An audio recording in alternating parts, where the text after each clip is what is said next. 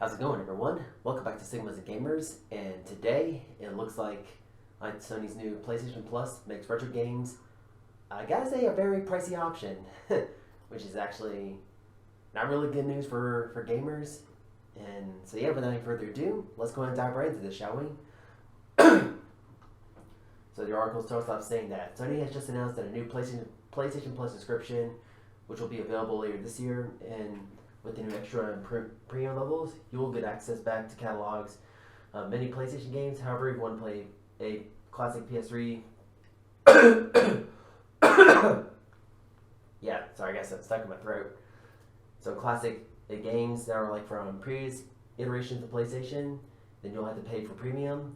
The most expensive option meaning that Sony has joined the Nintendo putting some of its older games upon its highest cost subscription, and not a good move, Sony. Not a good move. So using a subscription to access games isn't new for Sony.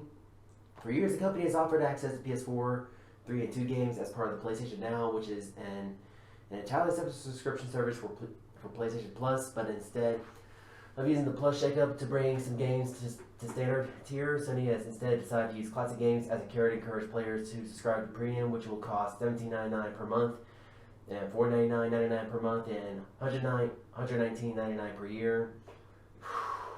Man, that annual fee is essentially what you would have to use to subscribe to a year of Plus and Now. Though, if you are now a subscriber, Sony says you'll be migrated to a new Plus Premium. Nintendo is very similar to your piercing strategy, which is the NSO service. That subscription launch came back in 2018 in September, with access of a handful of NES games, and nearly a year later, Nintendo added Super Nintendo games, and all were available but relatively low priced at $3.99 per month, $7.99 for 3 months, and $19.99 for 1 year. If you want to play Nintendo's selection of N64 and Genesis games on your Switch, you'll have to pay $49.99, a cost that is more than double the standard of individual annual membership for an entire year of the expansion pack.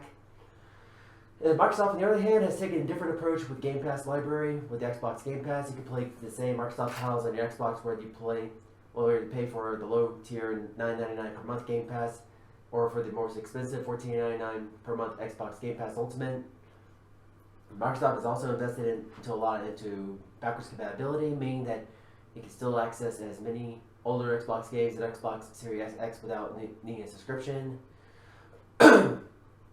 Exacerbating potential frustrations with Sony approach is that the company has been somewhat dismissive of the importance of the back catalog in the past. Here's PlayStation boss Rim's 27 interview with Time. So let's go ahead and dive right into this, shall we? When we dabble with backwards compatibility, it says that it's one of the most features that is much requested but not actually used much. That I was at the Gran Turismo event recently, to where they had all these retro games and the PS1 and PS2 games. They look very ancient. Like, why would anybody play this? Why would anybody want to play this? Because they actually don't have microtransactions, and most of them are actually well finished compared to most games these days, and they don't even have like any season passes, and well, basically they just got a lot of good replay value, and basically you're just like taking all that hard work that's made by a lot of game developers back in the past. Took about 3 or 4 years to make these great games back in the day, and just like taking a dump on them like that. Man, you really need to look yourself in the mirror, Ryan. Ryan acknowledged that he could have been clearer in the 2021 Axios interview. The point was trying to make obviously not very well, but now great the PS4 version looks at far the series has evolved. And I certainly wasn't trying to be disrespectful to all the heritage. Oh yeah, China. Man.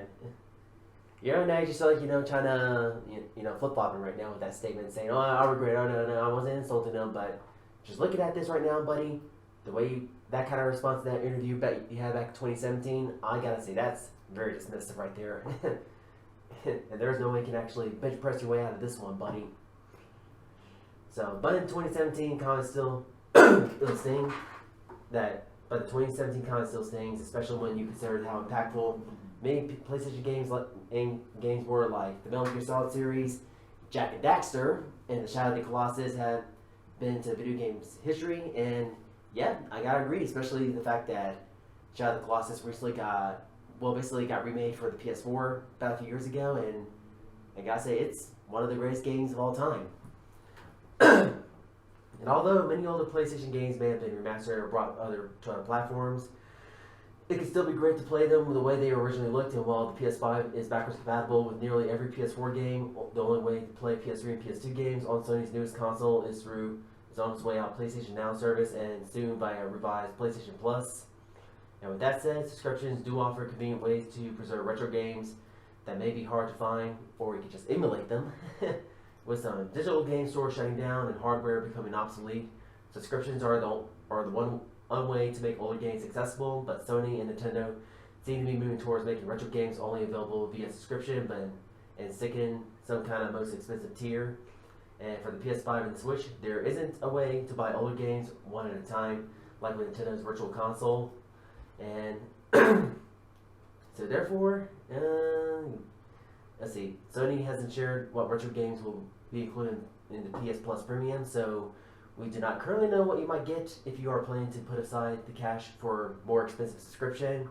However, the company is promising up to 340 games will be available on Premium tier, a far larger amount than what you could play on Nintendo Switch Online. The Premium selection will also include some PS1 and PSP games, which are not currently on PlayStation Now. And despite the higher costs, I'm excited to check out some of the classic PlayStation games thanks to the Premium tier. But I wish there were ways to play them on PS5 instead of just come with extra cash on top of what I've already paid on PS Plus, which I also wish the same way as well, or that Sony offered some of the standard tier. And so that's going to be it for today's video, guys. And I gotta say, very disappointed with Sony that they're actually trying to copy exactly what Nintendo's doing. But although basically Sony likes to copy everything that Nintendo does, like especially like where they came with the Wii, they actually come with some kind of new gameplay gimmick for the PS3 that a lot of us have kind of forgotten about, and and also they kind of like made some Smash Brothers knockoff where you played as Sony characters, and which now a lot of people have forgotten about, which probably didn't really age that well because these days we're still talking about Smash Brothers and also Smash Brothers Ultimate, and then. So yeah, I gotta say, hey, that's very anti-consumer. Just the fact that you're gonna have some retro games aimed right here, but no, you're gonna have to pay more to actually play them. I gotta say, this is one of the reasons why we look at emulation as an alternative as gamers, because of these poor business practices like this. But look at Microsoft, the way they're handling Game Pass, and just the fact that it's actually a lot more accessible at a cheaper price compared to what we're getting from Sony and Nintendo. I gotta say, that's how I take advantage of the competition and just listen to your customers, because the customer is always right, and they always will be. And if you do it, you just follow all their feedback and actually give a better output for them, well, guess what? You're going to have more money. And also, that's how you're actually going to build revenue. It's just like that, and just like instead of being anti-consumer and saying, oh, screw what they think and all that jazz, and just, you get the picture. It's just all basic economics and so on. Just that's how competition works, and that's how everything works, just like that, and the economy and the business world. And so yeah, that's kind of like my little rant video, and that's gonna be for today's video, guys. And I found it to be helpful and informative, despite all my coughing that I had, because I just got back from doing my little workout.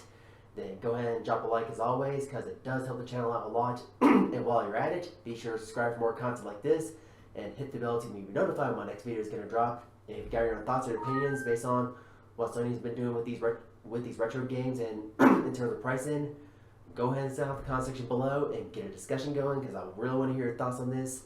And thank you so much for watching, and we will catch you all in the next one.